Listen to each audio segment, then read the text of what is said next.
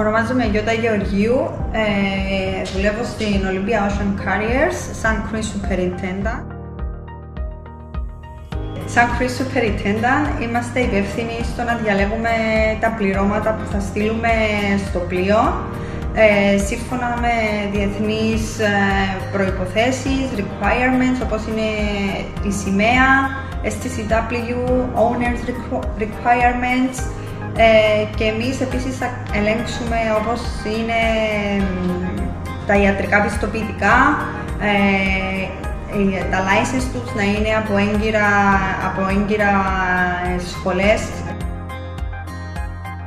Ακαδημαϊκό υπόβαθρο, έχω τελειώσει πολιτικές επιστήμες και δημόσια διοίκηση στο Πανεπιστήμιο Αθηνών και μετά ακολούθησα το μάστερ μου στο Πανεπιστήμιο Πειραιά στα ναυτιλιακά, το οποίο με βοήθησε στο να είμαι πιο εξοικειωμένη με το αντικείμενο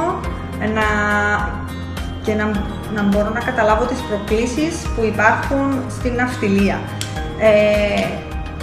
Έχοντας το υπόβαθρο στα ναυτιλιακά, μπορείς να προσφέρεις όχι μόνο στα δεξαμενόπλια ή στα bulk carriers, αλλά και στις offshore πλατφόρμες που δημιουργείται τώρα η ανάγκη.